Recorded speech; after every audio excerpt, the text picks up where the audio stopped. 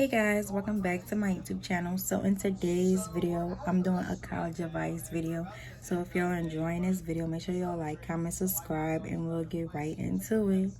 So I've made a list of all the topics that I'm going to discuss.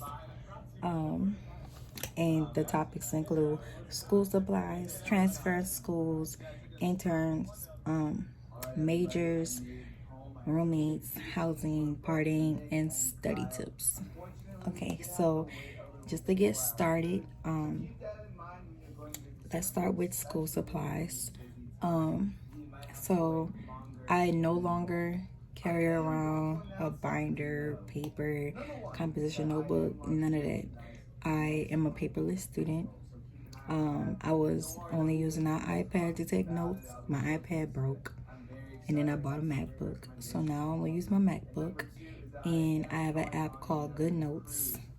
It's really convenient. It did cost like $8, but at the end of the day, it's very convenient, and it's also compatible with iPads, so you can take your notes on there if you have an Apple Pencil. But yeah, it's very convenient. I would much rather look at notes on my computer or an iPad rather than inside of a notebook, because I'm never gonna look at it. So yeah, if you want some advice on school supplies, I suggest going paperless, and also it's not gonna weigh down on your book bag whenever you're walking around school. Or you don't even have to carry a book bag. You can just carry around your computer with you in a little purse. So yeah. My advice on majors. Let me put check marks by everything I talk about so I don't talk about it again. So to talk about majors, a lot of people do go to school for the wrong reason. A lot of people like to go to school to go partying or whatever reason. Choose a major that's going to be worthwhile, that you are actually going to gain something from, that you're actually going to have a career in. Like, don't choose no unnecessary major like general studies and graduate and you still don't know what you're trying to do. You're not going to have a career job. Like, find something that's going to be worthwhile spending your money on, because at the end of the day, you are spending your money, whether it's grant money, scholarships, student loans. So make sure it's going to be worthwhile.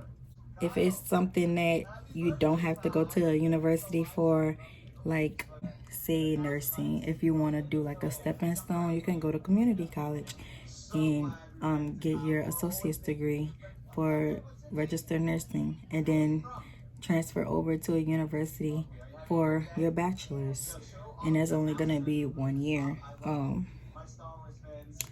And stuff like that. Like, a lot of things you don't have to go to university for. So make sure you look into that, so that you're not also wasting 4 years that you could have had cut down for only 2. The next thing I'm going to talk about is transferring schools. I am an experienced transfer student. Unfortunately, I've transferred so many times. I'm at my 3rd school. I was at Delgado Community College in New Orleans at the City Park location and on the West Bank. I was there trying to do nursing to get my associate's degree.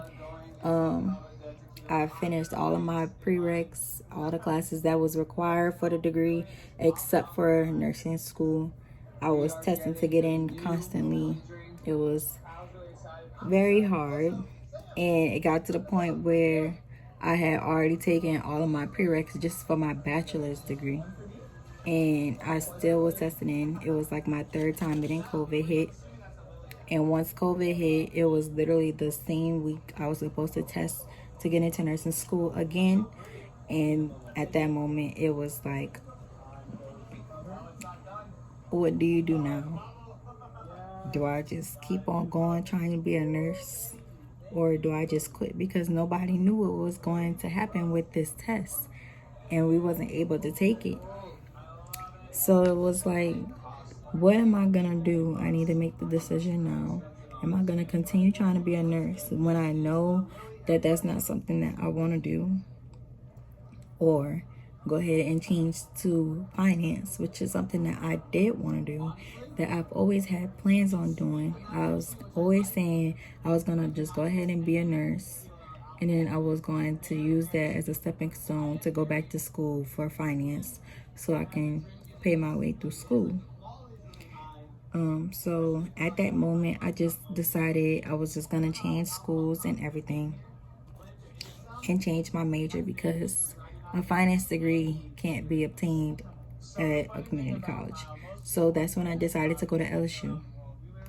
I didn't really like LSU like that. It was just a lot of things I didn't like about the school. But I'm not gonna really get into that in this video. I have a video up of why I transferred from LSU to Southern. But I was not supposed to go to LSU originally. I was supposed to be transferring to Southern, and I let a lot of people get into my head about I'm not going to get the job I want over another white person, because I graduated from a HBCU. But now, because of the Black Lives Matter movement, everything else, a lot of companies in the finance field is hiring for a lot of minority and black students from directly at HBCUs to come and work for them, come intern for them. So if there is not any other better opportunity to be going to HBCU, it's right now. Now, the next thing I'm going to talk about is internships. I didn't know anything about internships, like how to get an internship or all of that, until I was at Southern. I am a part of a program called MLT that kind of brought light to me knowing that I need to get an internship. Otherwise, it's going to be very hard for me to even get a job in finance once I graduate. When I went to Southern, my advisor over there was helping me apply to internships, and I was given the opportunity of being an intern for Dow Chemical in Michigan for finance projects.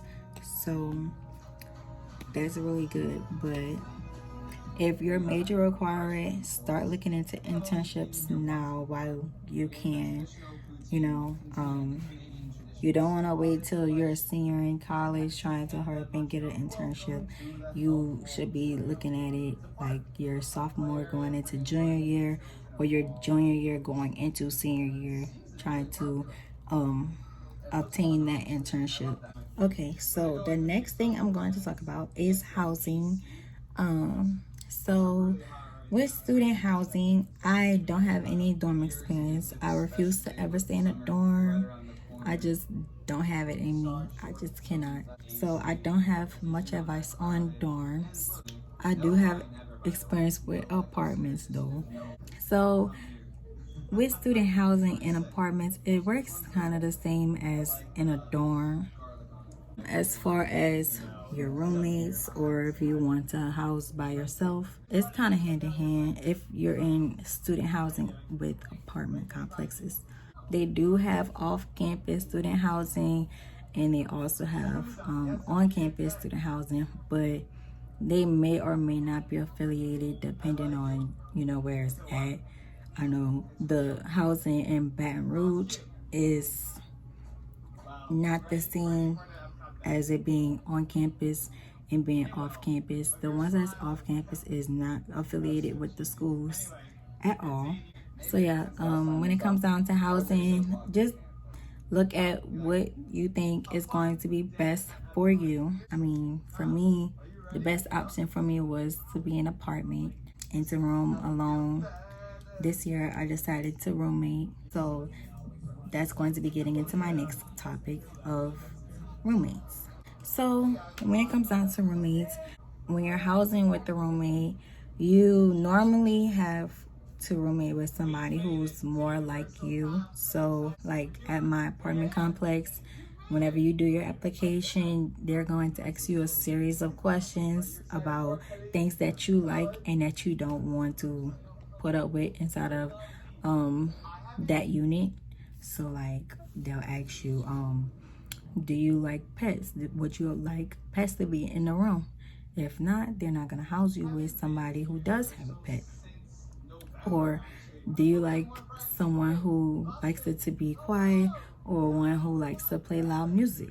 If you don't like someone playing loud music, then they're not gonna place you with somebody who does prefer playing loud music. Or if you like a clean home, if somebody else marked that they like to be in a dirty home, then they're not gonna place you with somebody who likes to be in a dirty home.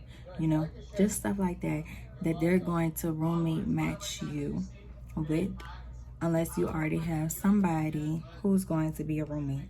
In my opinion, when it comes down to roommates, you kind of have to try and, what's the word?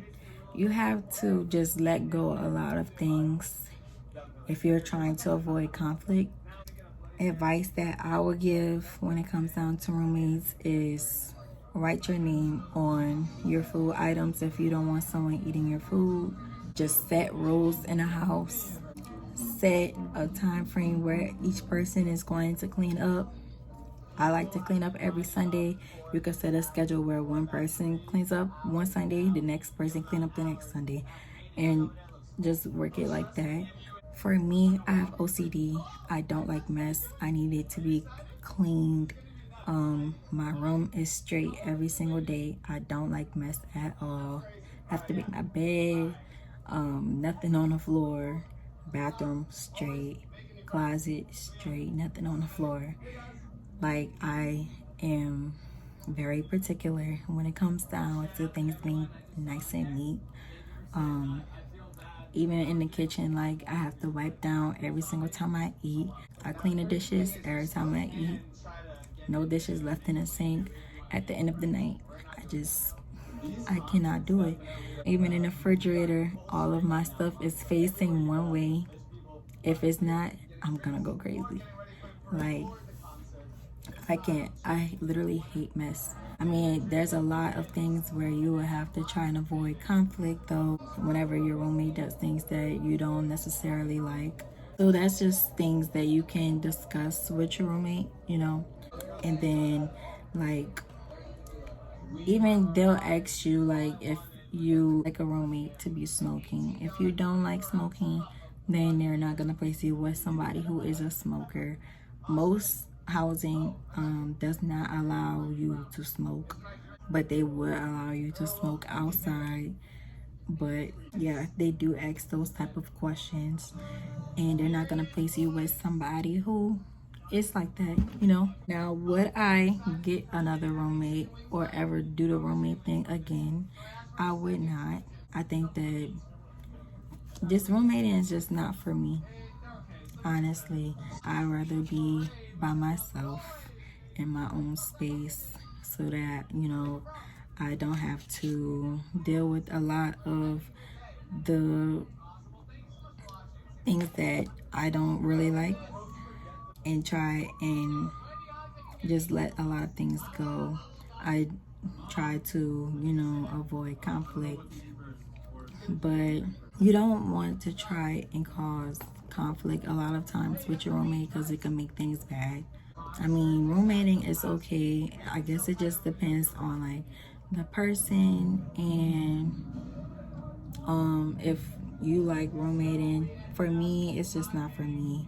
I'd much rather be on my own in my own apartment by myself.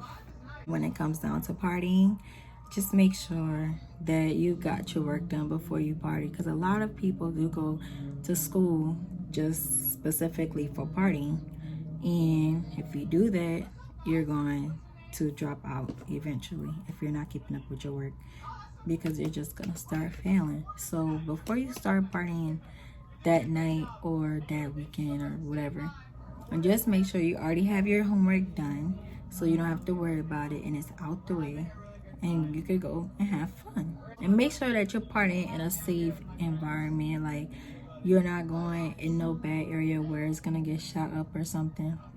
If you're drinking, make sure like you get one of those safe lids to cover your drink so nobody can slip something in it. or don't take drinks from somebody that you don't know and you don't know where it came from, because it could have had something slipped in it. And then when it comes down to studying tips, I don't have much tips on studying because I am a crammer. I don't retain information unless I study the night before a test. So I know some people have to study like days before a test, otherwise they're not gonna remember. I have to literally study the night before, otherwise I'm not gonna remember anything. So my tips is that I just read my notes out loud and go over it like 3-4 times so I could help myself retain information. And that's really it. A lot of people have their own ways of studying. That's my way of studying. And yeah. Thank you for watching my YouTube video. Make sure you like, comment, and subscribe. And I'll see y'all in the next one.